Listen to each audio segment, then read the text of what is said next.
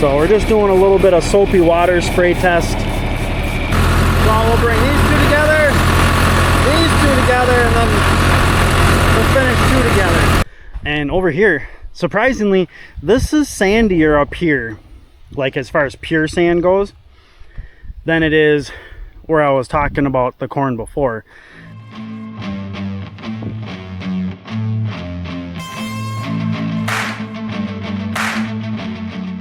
Hey, good morning. Welcome back to Ohrmundt Simmentals. All right, it is a toasty Saturday morning.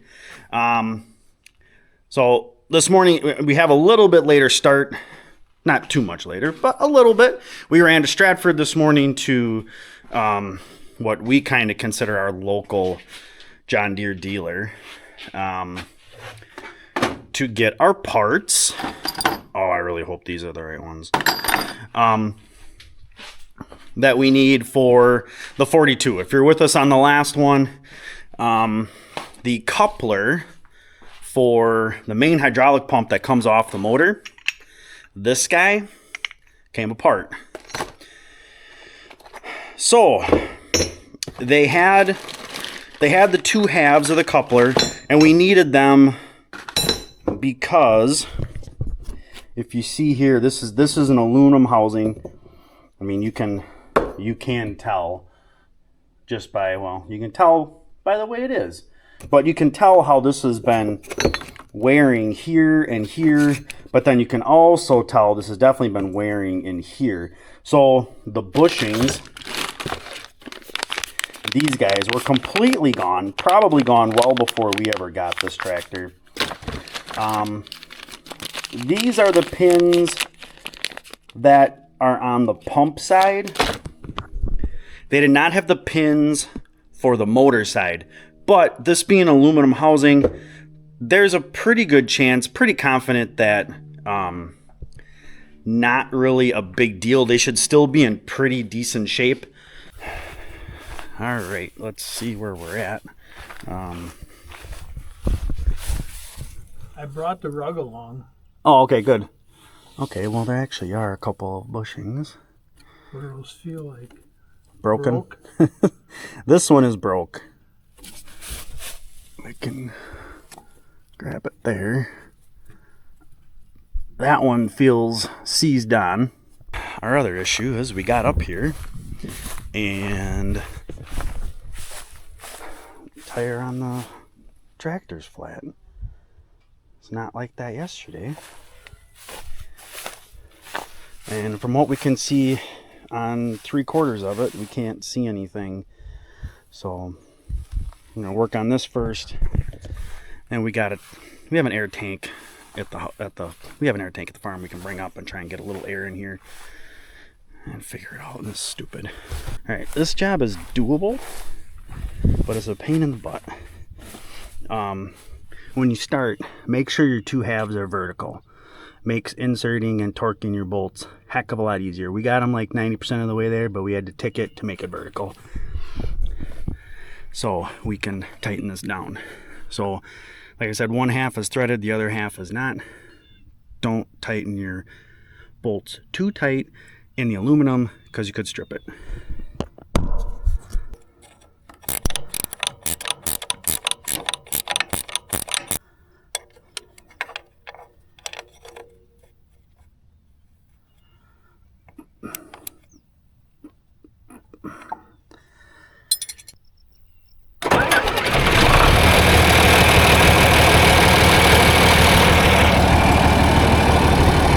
Oh, it didn't fly apart yet. All right, now Dad's gonna back it up.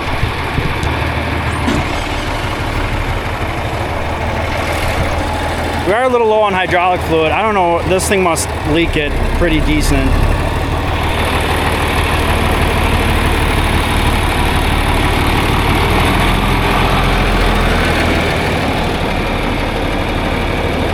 I mean, there's some cracks in here, but they've been here the whole time we've had them. I mean, these tires are actually in really good shape. So I don't know what the heck. All right, well, we need to head back. One, grab some fluids.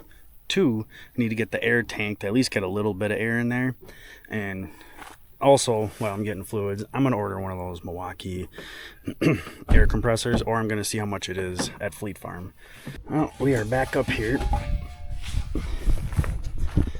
Got our air tank, 85 PSI in it. So we'll see how far that gets us.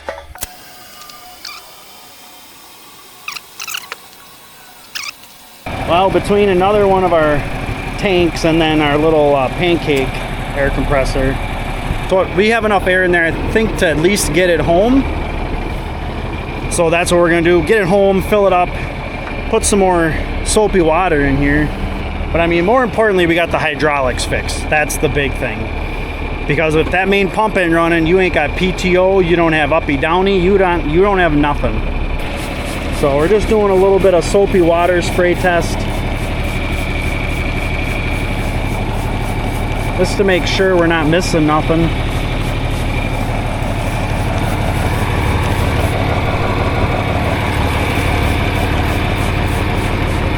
But I'm not seeing nothing. So we'll get her home, we'll check it out, make sure we got enough air, and go from there. Well, since we have thoroughly pissed away an entire frickin' Saturday, we're gonna top this thing off with hydraulic oil. I think we definitely have some leaky remotes in the back. It's about the only place that we can see that's leaking. There might be a little something that's leaking around, in and around, like the hydraulic brakes and the accumulator area, somewhere in there.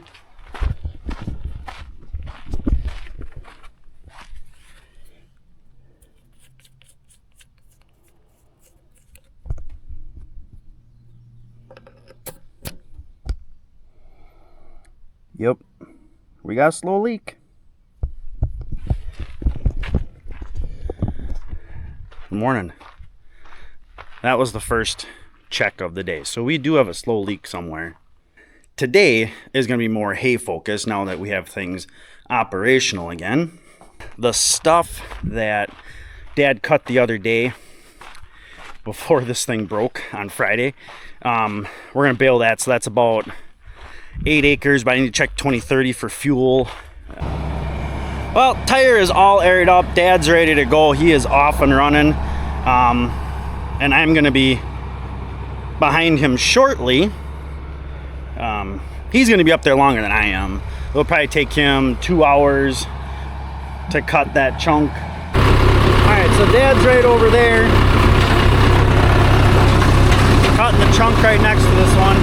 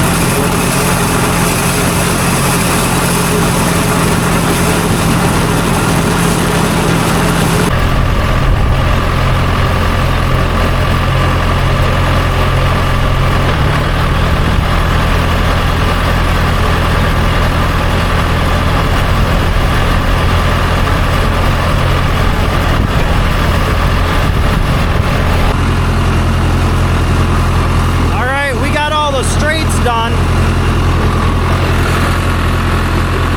some of the roads look pretty decent with 4s, but now we're on to our outside roads. We got 4 roads. It works out really good. So we'll bring these 2 together, these 2 together, and then we'll finish 2 together. Definitely nice having a good breeze up here. Alright, this chunk is done.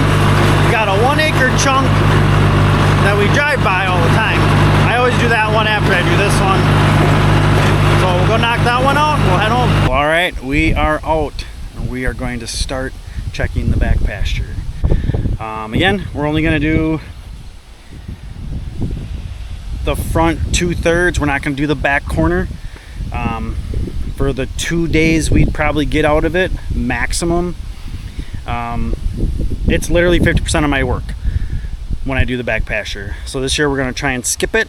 If we want, we can send them out there, you know, in August when they would come back here the second time. I could maybe set it up and do it then. I will say on days like today, I don't go 15 minutes without taking a good swig of water. It's not a huge amount of water, but as I told Bethany, she's like, don't you have a bigger jug that you can dump into your smaller one that has a lot of ice in it? And I said, when this is gone, I come home. I'm only a 15-minute four-wheeler ride from home. Well, I will have to come back to this spot again, probably tomorrow. I don't carry my chainsaw with me normally, but this tree, 3/4 of it snapped off. Probably just got the right wind. Was maybe half dead. So it's laying on all the wire. But even if I wanted to cut the wire and string it through, I've got a bunch of branches and stuff that are all in my way. It'd just be easier to cut them. I have a T-post here, which is kind of a corner for me, because this fence goes at a 45 off the other one up the hill. And it looks like when the tree went, these insulators, I just have these wrapped around the insulators. These insulators are actually cracked. Like, it's cracked here, back here. So I do need to replace them. So I can replace them, kind of just stash the wire so I know where it is when I come back, and I can fix it and tighten up to that point. And then I'll make my way back towards the creek crossing and then back up to the top and go up there. And as long as we're up here, give you a little variety instead of just hand and checking fence. A little bit of crop updates. So this is the oats that is essentially just going to be like emergency style hay crop. Some of it looks good, like right in front of me here. I mean, this stuff's, some of it's knee high, like right in here.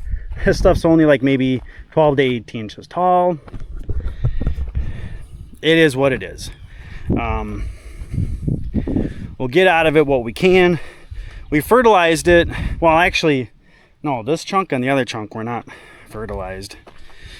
But it was one of those things, get what we get. Corn crop. This field is, for whatever reason, very sporadic. I go up right in here.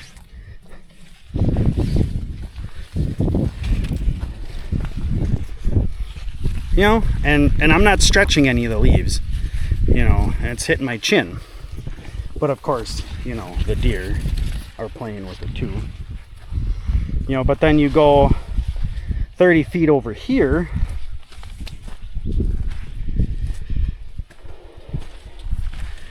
You know, and we're just at knee high. You know, we're a week past the 4th, you know. So this field was a few days after the field down there by the pit. But as you go across, I would say the majority of this field is belly button height. All right, so we are actually across the drain ditch. And over here, surprisingly, this is sandier up here, like as far as pure sand goes, than it is where I was talking about the corn before. And this stuff is all, this is all chest height, over belly button height. So it actually looks pretty decent.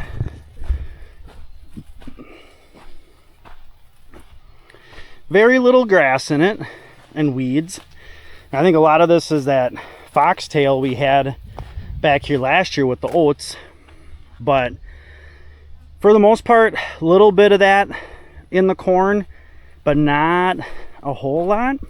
So I was just walking back kind of to the last post I had on the other side. I'm actually not worried about the bush. And just checking stuff out, making sure the insulators are good as usual. But yeah, the corn's not doing too bad. Just pick up a little tension. That's actually pretty solid. there's not really a corner here, but this sweeps around. So it's a little harder to, you know, make straight lines. So it's not ideal post for this spot, but well, this is where we would head back and do the back chunk. But for right now, I'm just gonna set this up so that I got a little bit more of a direct shot there. I'm gonna have to disconnect those two lines so that nothing goes to the back area. Almost took a header. Almost took a header. So one of the adventures of making fence and tall grasses is everything looks the same. It's all even. You don't see the holes. And growing up, I was notorious for having like really weak ankles until was it my freshman year in high school. One of my favorite coaches I ever had, and I got to coach with him too, Coach Dan Hine.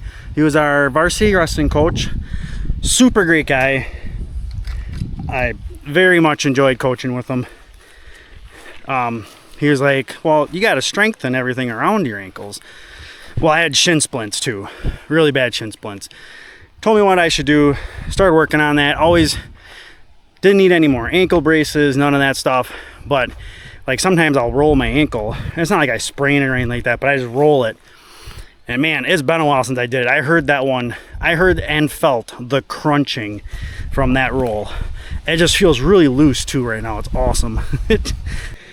All right, well, we have gotten to where I wanted to get to today. And I probably could drive across the creek right here. So this is where the fence goes up, and it's really only about 50 yards and you'll hit the road. We're gonna get out here. I'm hot and I got one good swig of water and then I am out. So I'm gonna be hurting in about 20 minutes. All right, well, I figured I'd come up and check out how Dad's doing up here.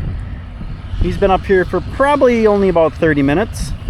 I just need some fluids, and I might have had an ice cream bar, but I think he's got about 14 or 16 bales up here. I mean, the stuff's definitely dry, and he's probably enjoying this AC much, much better.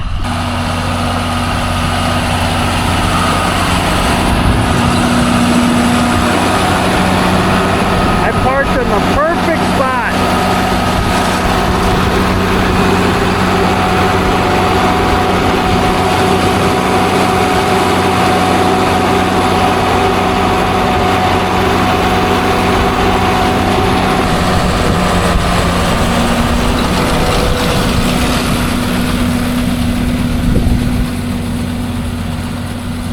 These guys could easily do another day on this chunk with the amount of stuff that they have left that they could just eat, not necessarily trample.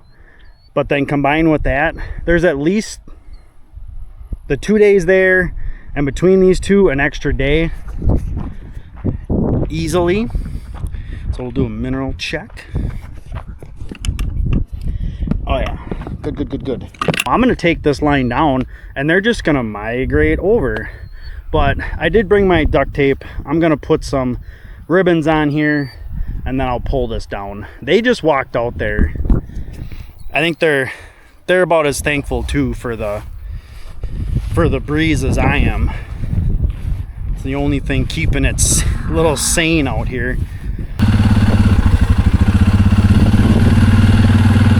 But it'll be nice for them to get away from the yellow water. All right, just check the juice. We got a good 7,000 on the line, so makes me happy. Dad dropped off 1/3 of a bale, and those yearlings need a bale, so we're gonna throw that in.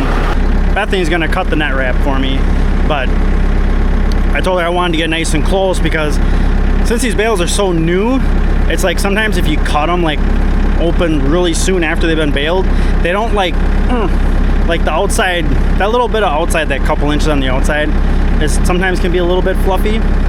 So, and of course my dog is 3 feet from the tractor and he's taking a dump.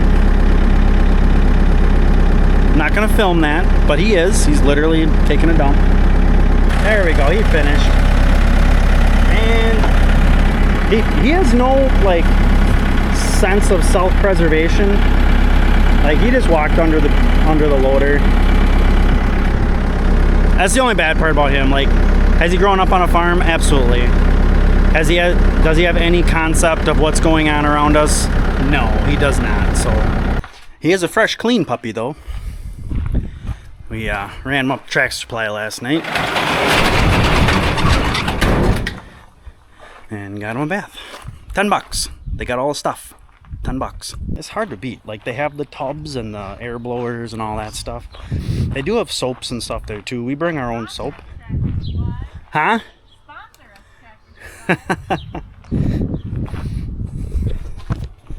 But yeah, it's pretty decent. I mean, and for us, it's only 20 minutes, and usually by then I need to stock up on mineral anyways. We still got some hay cut. We got some hay raked and baled. Cows are on another chunk. Got a big chunk of the fence checked and structurally sound. Tomorrow, probably got to get out there and cut that tree up and string that section together. So throughout the next couple of days, we'll finish off that stuff. Got to make my temp line down the road.